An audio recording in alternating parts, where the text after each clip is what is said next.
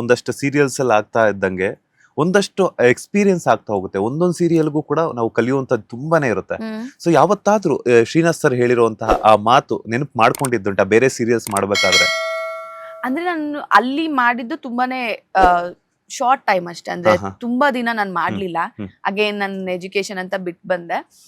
But ಅಲ್ಲಿ ನಾನು ಹೇಳದ್ನಲ್ಲ, first time ಅವ್ರು ಅಂದ್ರೆ ಅವ್ರು ಹೇಳಿದ ಮಾತುಗಳನ್ನೇ ನನಗೆ, ನೀನ್ ನರ್ವಸ್ ಆಗ್ಬೇಡ, ನೀನ್ ನಾರ್ಮಲ್ ಆಗಿ ಹೇಗಿರ್ತೀಯ, ಅಂದ್ರೆ ಈಗ ನಾರ್ಮಲ್ ಆಗಿ ನಿನ್ಗ ಶಾರ್ಟ್ ತೆಗಿತಿಲ್ಲ ಅಂದಾಗ, ಕ್ಯಾಮ್ರಾನ್ ಮುಂದೆ ಏನಿಲ್ಲ ಅಂದಾಗ ನೀನ್ ಹೇಗಿರ್ತೀಯ ಹಾಗೆ ಇರ್ಬೇಕು, ಅವಾಗ ನ್ಯಾಚುರಲ್ ಆಗಿ ಬರುತ್ತೆ, ಚೆನ್ನಾಗ್ ಮಾಡ್ತೀಯ ಮಾಡು ಅಂತ ಅನ್ಬಿಟ್ಟು ಹೇಳಿದ್ದನ್ನೇ. ಅಂದ್ರೆ ಅದಾದ್ಮೇಲೆ ಫಸ್ಟ್ ಟೈಮ್ ಆಗಿರೋದ್ರಿಂದ ಆನ್ ಸ್ಕ್ರೀನು ಆ ಸೀರಿಯಲ್ ಫುಲ್ ಕಂಟಿನ್ಯೂ ಮಾಡೋದಕ್ಕೆ ಅದೇ ಮಾತು ಒಂದ್ ಸ್ವಲ್ಪ ಮೋಟಿವೇಟ್ ಆಯ್ತು ಅನ್ಸುತ್ತೆ.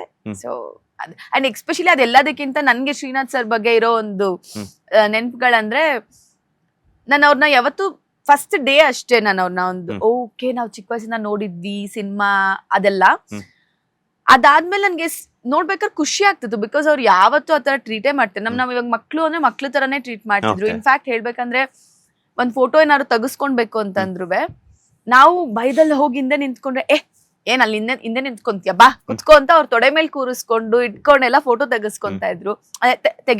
ತೆಗಿಯೋರ್ಗೆ ಹೇಳ್ತಿದ್ರು ಇವಾಗ ತೆಗಿ ಅಂತ ಅನ್ಬಿಟ್ಟು.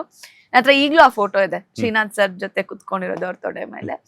ಅಂಡ್ ಇವಾಗ ಅವ್ರ ಏನಾದ್ರು ಕಾಫಿ ಕುಡಿತಾ ಇದ್ರೆ ಕುಡಿತ್ಯಾ ಅಂತ ಕೇಳೋದು. ಅಂಡ್ ಇವನ್ ಅವ್ರಿಗೆ ಓಕೆ ಅವ್ರ ಕಪ್ನ ಕೊಡ್ಬಾರ್ದು ಆತರ ಇಲ್ವೇ ಇಲ್ಲ. ಈಗ ನಾನ್ ಆತರ ಎಕ್ಸ್ಪೀರಿಯನ್ಸ್ ಮಾಡಿಲ್ಲ, ಬಟ್ ನಾನ್ ನೋಡಿದೀನಿ ಅದನ್ನ. ತುಂಬಾ ಜನಕ್ಕೆ ಆಫರ್ ಮಾಡೋರು ಅಂಡ್ ತುಂಬಾ ಆರಾಮಾಗಿರ್ತಿದ್ರು. ಯಾವತ್ತು ಒಂಥರ ಆತರ ಸ್ಟಾರ್ ಅನ್ನೋ ತರ ಫೀಲೇ ಮಾಡಿಸ್ತಿರ್ಲಿಲ್ಲ. ಅದು ತುಂಬಾ ಖುಷಿ ಕೊಡುತ್ತೆ ಆಕ್ಚುಲಿ. ಶ್ರೀನಾಥ್ ಸರ್ ಜೊತೆ ಆಕ್ಟ್ ಮಾಡ್ಬೇಕಾದ್ರೆ ಎಷ್ಟು ಏಜ್ ಆಗಿತ್ತು ನಿಮ್ಗೆ ಅಂತ? ಥಿಂಕ್ ನಾನು 17 ಅನ್ಸುತ್ತೆ ಅಷ್ಟೇ. ಬಹುಶಃ ನೀವು ತುಂಬಾ ಲಕ್ಕಿ ಅನ್ಸುತ್ತೆ. ಯಾಕಂತಂದ್ರೆ ಆನ್ ಸ್ಕ್ರೀನ್ ಅಲ್ಲಿ ಶ್ರೀನಾಥ್ ಅವರಾಗಿರ್ಬೋದು, ಪದ್ಮಾವಸಂತಿ ಮೇಡಮ್ ಆಗಿರ್ಬೋದು, ಒಂದು ಚಾಪುವನ್ನ ಮೂಡಿಸಿರುವಂತ ಜೋಡಿ ಕನ್ನಡ ಬೆಳ್ಳಿತೆರೆಯಲ್ಲಿ. ಸೊ ಫಸ್ಟ್ ಸೀರಿಯಲ್ ಅಲ್ಲಿ ಶ್ರೀನಾಥ್ ಸರ್ ಜೊತೆ ಆಕ್ಟ್ ಮಾಡ್ತಾರ, ಸೆಕೆಂಡ್ ಸೀರಿಯಲ್ ನಲ್ಲಿ ಪದ್ಮಾವಸಂತಿ ಮೇಡಮ್ ಜೊತೆ, ಸೆಕೆಂಡ್ ಅಲ್ಲ ಥರ್ಡ್ ಅನ್ಸುತ್ತೆ, ಥರ್ಡ್ ಕಮಲಿ ಸೀರಿಯಲ್. ಓಕೆ, ಕಮಲಿಯಲ್ಲಿ ಸೀರಿಯಲ್ ಅಲ್ಲಿ. ಸೊ ಹೆಂಗಿತ್ತು ಅವಾಗ? ಮತ್ತೆ ಅದಾದ್ಮೇಲೆ ಯಾವತ್ತಾದ್ರೂ ಪದ್ಮಾವಸಂತಿ ಮೇಡಮ್ ಹತ್ರ ಶ್ರೀನಾಥ್ ಸರ್ ಬಗ್ಗೆ ಈ ತರ ಎಲ್ಲ ಮಾತುಕತೆ ಮಾಡ್ತಿದ್ರ ಅಂತ? ನನ್ಗೆ ಪದ್ಮಾವಸಂತಿ ಮ್ಯಾಮಲ್ಲಿ ತುಂಬಾ ಇಷ್ಟ ಅಂತಂದ್ರೆ ಏನಂದ್ರೆ, ಅಂದ್ರೆ ಅವರು ಅಷ್ಟೇ ಯಾವತ್ತು ಸ್ಟಾರ್ ಆತರ ಎಲ್ಲ ಇರೋದೇ ಇಲ್ಲ.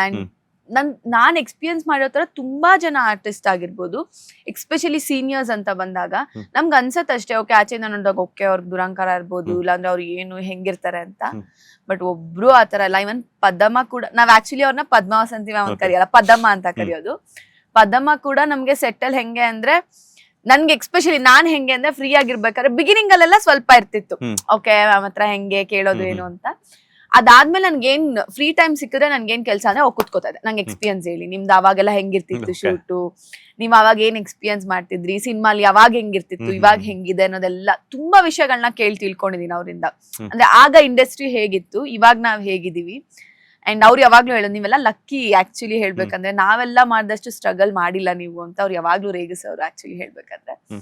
ಸೊ ಆವಾಗ ಶ್ರೀನಾಥ್ ಸರ್ ಬಗ್ಗೆ ಆಗಿರ್ಬೋದು ನಾನು ಹೇಳ್ತಿದ್ದ, ಮ್ಯಾಮ್ ನಾನು ಮಾಡಿದೀನಿ ಸರ್ ಜೊತೆ ಹೆಂಗೆ ಅಂತ ತುಂಬಾ ಮಾತಾಡಿರೋದಿದೆ. ಲೇಟೆಸ್ಟ್ ಹಾಗೂ ಇಂಟ್ರೆಸ್ಟಿಂಗ್ ಸುದ್ದಿಗಳಿಗಾಗಿ ಬಾಸ್ ಟಿವಿ ಕನ್ನಡ ಚಾನೆಲ್ನ ಸಬ್ಸ್ಕ್ರೈಬ್ ಮಾಡಿ, ಹಾಗೆಯೇ ಬೆಲ್ ಐಕಾನ್ ಪ್ರೆಸ್ ಮಾಡಿ. ಇದರ ಜೊತೆಗೆ ಫೇಸ್ಬುಕ್, ಇನ್ಸ್ಟಾಗ್ರಾಮ್, ಎಕ್ಸ್ ನಲ್ಲೂ ಮಿಸ್ ಮಾಡದೆ ಫಾಲೋ ಮಾಡಿ.